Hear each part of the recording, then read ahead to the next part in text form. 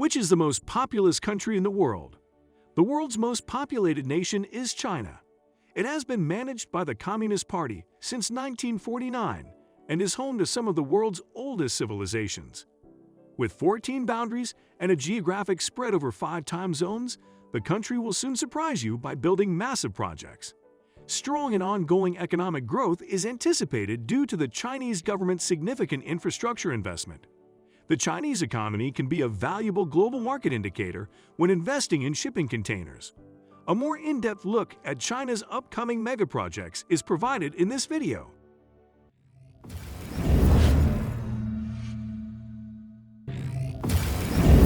Hello, and welcome to Building the Future. In today's video, we are going to talk about China's 3 most incredible megaprojects. You won't believe what's coming. But before we continue, just take a moment to subscribe to our channel, Building the Future, and hit the notification bell for more amazing videos just like this one. Without further ado, let's get started on today's video. A megaproject is a very sizable investment undertaking. The Oxford Handbook of Megaproject Management states, megaprojects are large-scale, complicated undertakings that often cost $1 billion or more and take several years to conceive and build. Include multiple public and private partners, are transformational, and touch millions of people. The Oxford Handbook of Megaproject Management states, megaproject definitions need not be limited to undertakings costing $1 billion.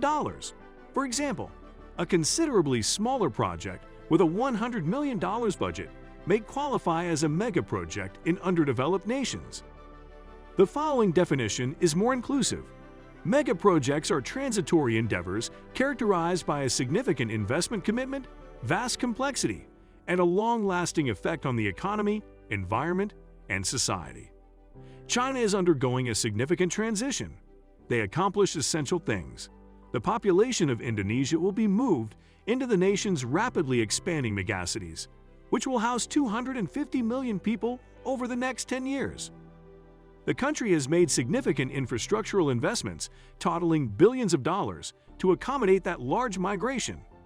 While some are still being worked on, others have already been finished. China is demonstrating what it means to do tremendous things by building highways that cross the continent, the most extensive wind power base in the world, wildly popular airports, and new communities in the desert. So today we will explore China's upcoming megaprojects that will surprise you. So watch the video till the end.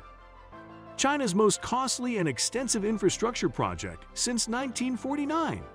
In 2002, construction started, requiring the relocation of hundreds of thousands of people. It significantly altered the Yangtze and Yellow River system's hydrology and ecosystem. China's south-to-north water diversion project is the most massive of its kind in the world. The project entails water from southern rivers to supply the dry north of water. It has already taken 50 years for this enormous project to start, and construction is predicted to take almost as long. There are 2 types of ideas for the south-to-north water diversion project's western route, those that are pretty ambitious and some that are more moderate. The existing ways, eastern and central, siphon water from the Yangtze's lower and middle reaches, respectively. It will eventually redirect 44.8 billion cubic meters of water annually to the urban areas in the drier north when it is finished in 2050. When completed, the project will connect China's 4 principal rivers, the Yangtze, Yellow, Hui, and He. To do this, 3 diversion routes must be built, spanning the nation's eastern, central, and western regions from south to north. The project is anticipated to cost $62 billion, more than twice as much as the contentious Three Gorges Dam.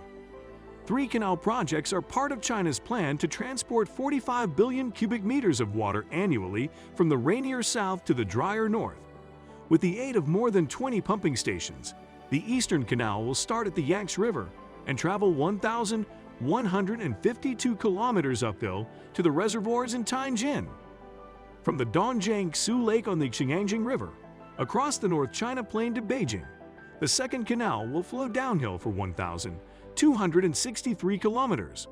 Water flowing into the Yangtze River will be diverted by the sizable Western Line Canal and sent to the Yellow River instead.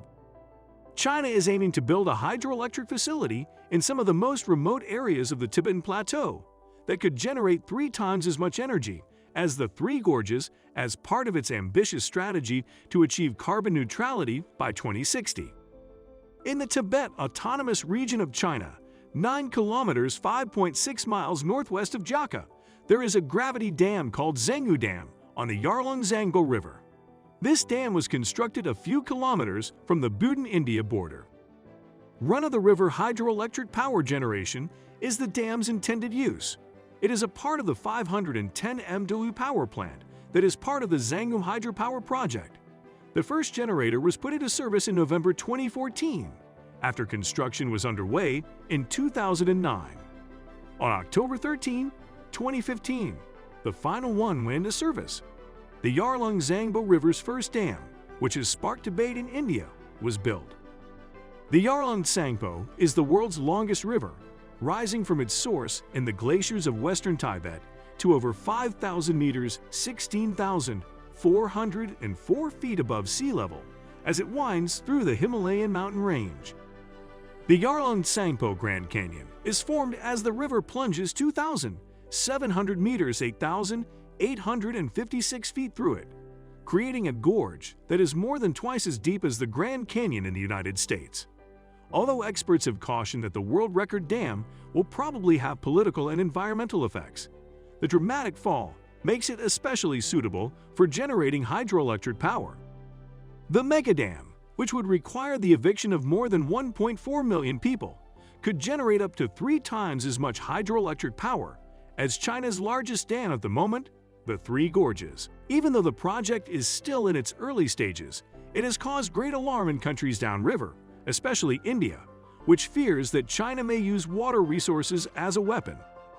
The cities of Shantou, Shanwai, Chaozhou, and Jiang will be connected with the Intercity rail system in the eastern Guangdong province.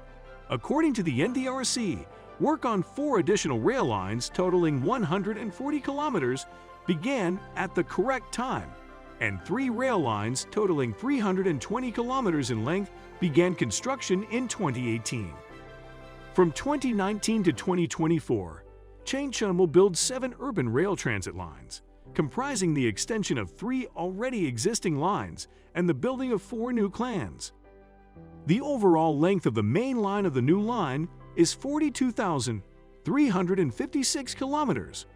There are 5 elevated and 2 underground stations along the line, including Sanqiao, Peninsula Square, Longgu, Lianyang, Shanghai, Weisha, and Longhu. Construction is underway at Hanjiangyu Town.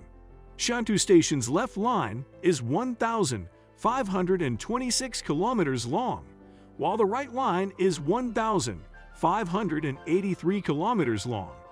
160 km/h is the intended speed of these main lines. The project will cost $2 billion in total and will take 4.5 years to complete. The new line's main line is 15,520 kilometers long overall. 4 stations are located along the line: Fort, Yuvu, Chiangmai, and Jiang South stations. 3 of these stations are elevated, and 1 is underground.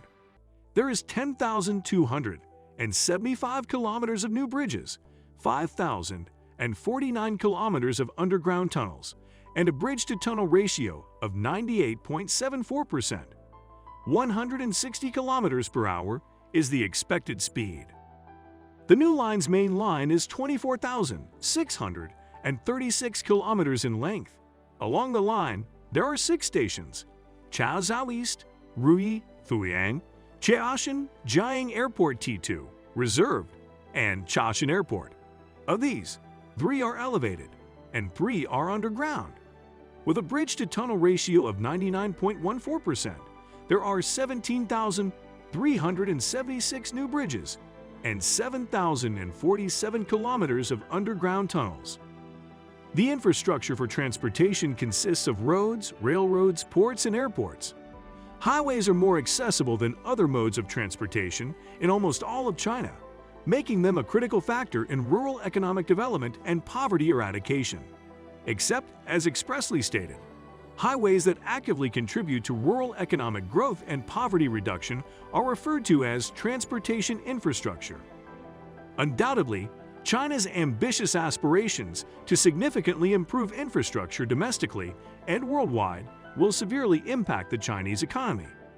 China's intentions will directly influence the global maritime industry as it works to put them into action.